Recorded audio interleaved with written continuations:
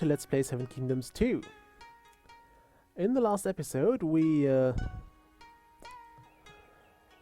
built some places here. What's that? Do we have... No, we don't have a spy. I think I just messed that up, so don't mind that one. Let's hire some guys here. Okay. Yeah, we're seeing some rebellions here. That's nice. And I think the bit about the rebellions is lost in my last recording mess up, so oh, the king. It's kind of weak at combat. But I think this guy is a brilliant leader. Rebellions are something that can bring down your kingdom without anything helping. Problem is, rebellions are cast once the village loyalty goes below 30. Or hits 30. So, what you'll want to avoid is... I know some people do it, but that's why I go up with the taxation rate at 90. I know some people like doing it at 40. However, this is very risky because I've seen this spawn rebellions already, especially if your reputation gets a hit from something. You will have trouble because your loyalty will plummet and it will not be a good time for you. And once you have rebellions going, those guys are civilians, so killing rebels, which is pretty much the only thing I can do with them, except of course letting them attack whatever they want to attack. Although if they try to take on a fortress, they will also die, and it will be counted as your fault. So killing civilians always means you have reputation issues. Also, are we going to war here? No. He's probably moving over here. It happened in the last episode, and then he was trying to attack me, or what? That's incredible. Those guys turned around once we had this friendly treaty going, so I suppose he was trying to attack me. I don't know why he did that in the last episode, in the last game as well. What happened there was... I don't know, he just decided to randomly attack me. I don't think there was a declaration of war preceding that, so it just went ahead and did it. Also, this guy's a bit surprisingly strong. And another kingdom has surrendered to me. So let's check this again. First step is always destroy those markets. They are just a waste of space. Also, let's check our spies. Let's see if we gain anyone. Oh look, he had a spy in here. You stop agitating, please, and count the spy from now. Also nice to have, because you don't want to have those guys doing anything nasty. Okay, what else did we get here? We should still have the king somewhere. Military. General Theognis. There he is. In his camp.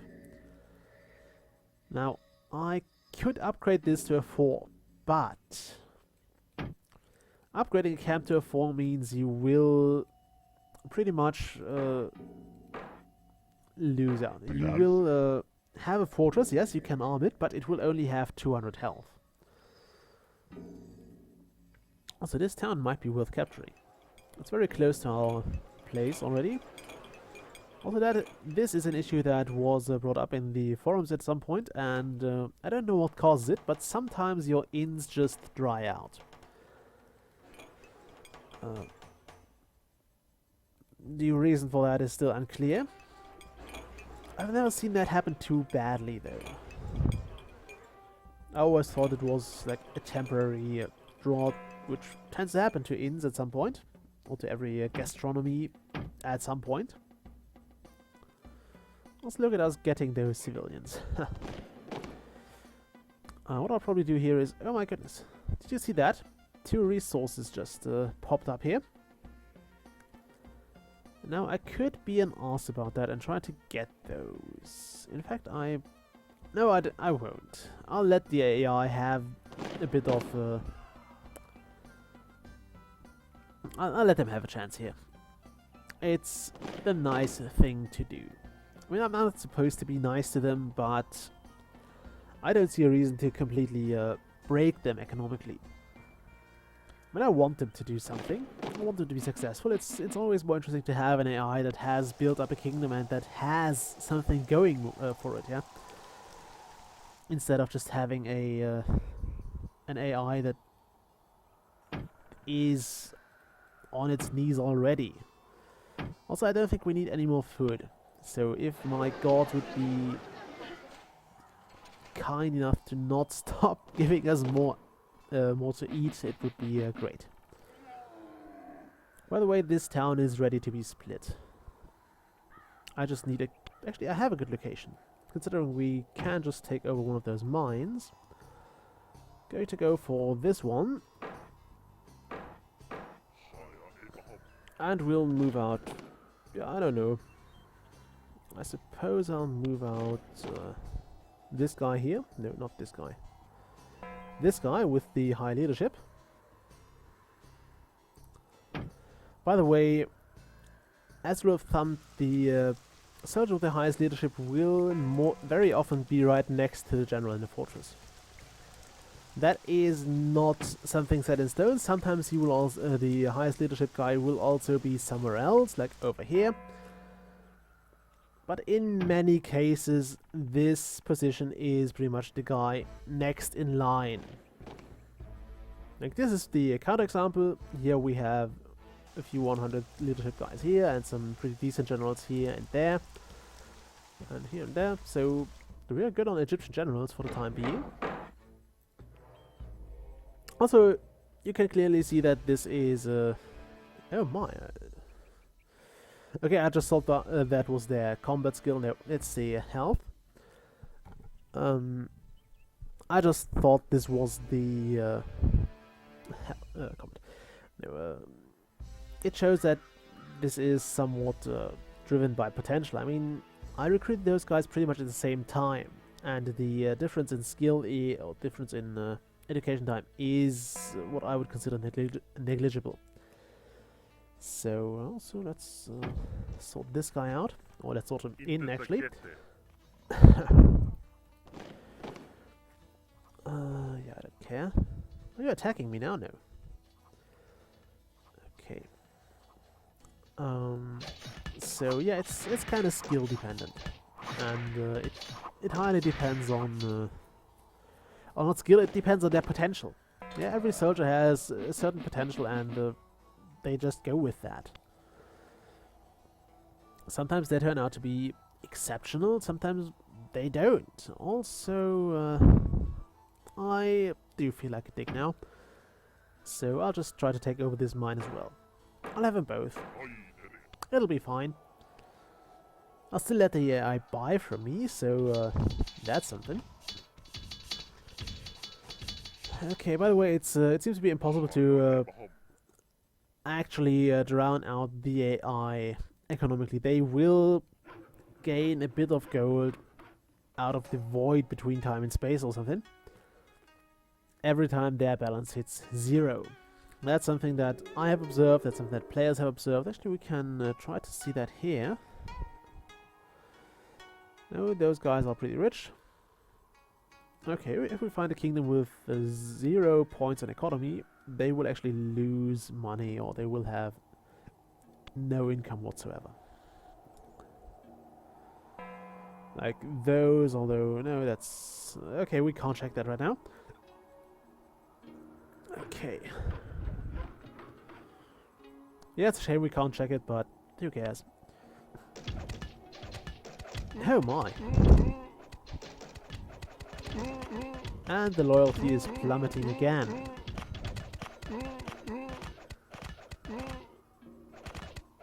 Yeah, by the way, that might be what I wanted to say earlier. I usually try to get in at least some attacks on the Frightens, because Frightened battling is something that gives you points here. So it's a bit of extra score, and it is a bit of extra reputation at times. Now we're going to move this away. Yeah, if there's only one civilian left, he will just be moved out of this way instead of being in a wagon. You guys move over here. What are you doing here? Kill this guy. Here. Go there. I will try to unite those towns just so I can more fruitfully draw away peasants. If a town is a bit bigger, it will grow a bit faster. That's something I noticed. Like, this town will gain workers really fast, and they will go back to 100 very, very fast. And that's pretty awesome. Whereas those miniature towns here, this town will grow very slow. So by the time my capital has reached 100 people again, this should not be that far in. This should not have gained 4 people or 6 people. I mean, you can try to keep track of it, but I'm really bad at remembering those things. Although I'm still quite sure it is, that's pretty much exactly how it goes, yeah?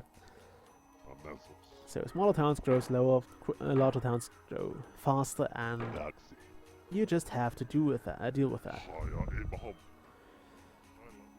Okay, you return there, you return home as well. Okay.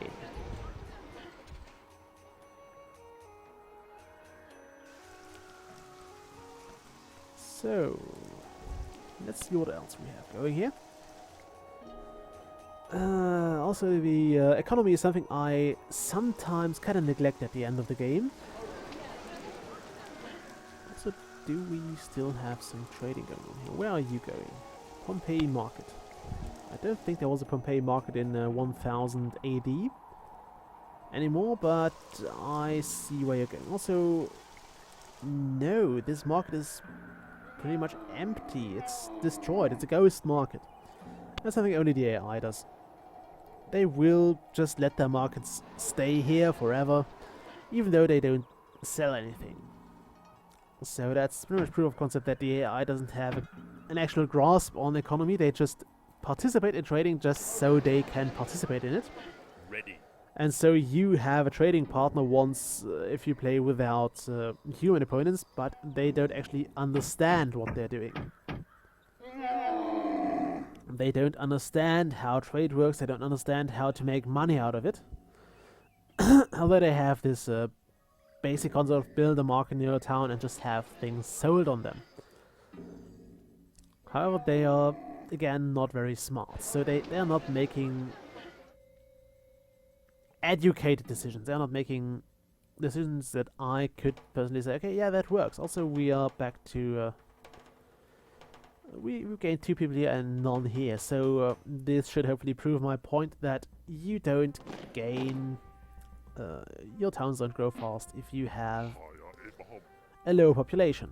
Which is why I try to avoid getting those towns, because they're just so small and they will stay small forever.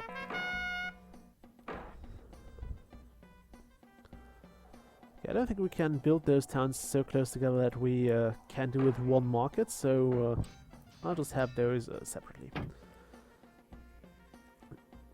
Okay. Oops, no, don't do that. You don't want to close that connection. Also like to see my kind of home market being that busy center of commerce. Also, let's check our trade menu here. We have those guys who still go to Pompeii Market, which is a bad idea. Stop doing that. Yeah, caravans cost you something, but it's not too much. However, there is no use because you have a limit regarding caravans. You can't have infinite. I think I said that last time. You have to have... you can only have 1 for each 10 citizens. It's also set in tooltip here. 10 citizens are required to support each caravan. So if you go to towns, you can see that your total citizens are... We can have about 35 caravans. Maybe we'll have 36 by the end of the day. I mean, we're getting close to that.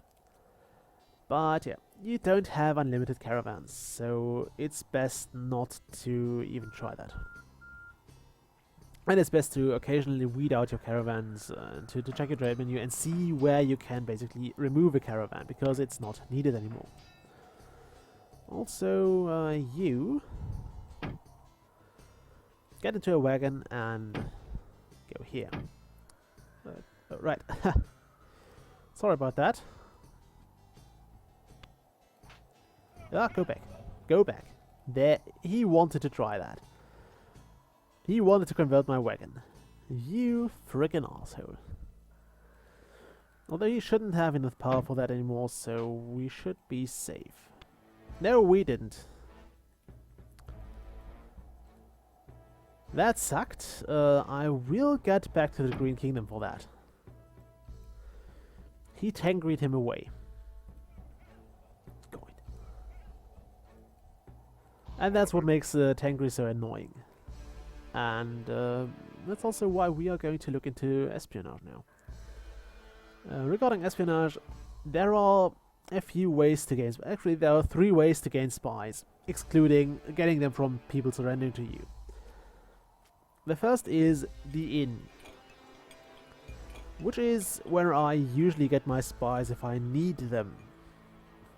Also, now that you have a Carthaginian wagon, you might also want a Carthaginian general, so why not go with this one?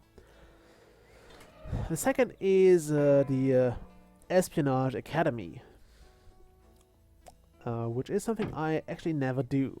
You can train civilian, infantry and special unit spies there.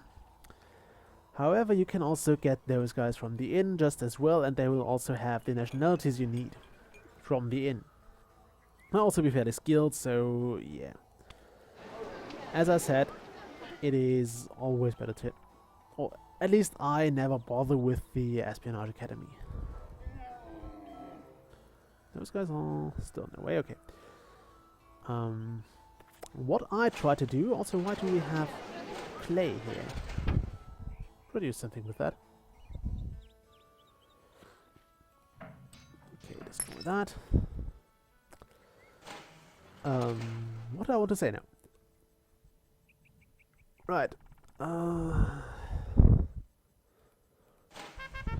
my, a hero. In the smallest town imaginable.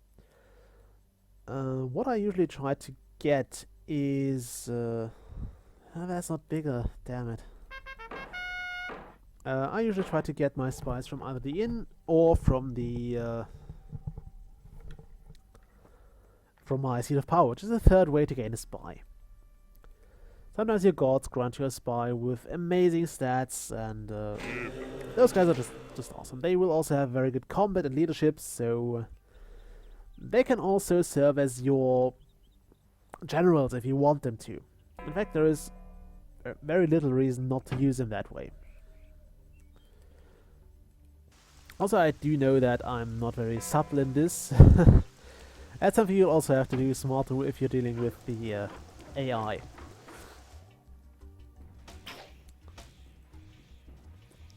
Oh my, there's a king going down. Yeah, I think he's going down. That king is probably a goner. Especially because this fortress is not armed. But we will do more of this next episode. Also, there must be a hero here. Or some with the Creo staff. Or Cyro staff, I don't know. I think it's a Creo staff. Anyway, I'll see you all next time. Bye.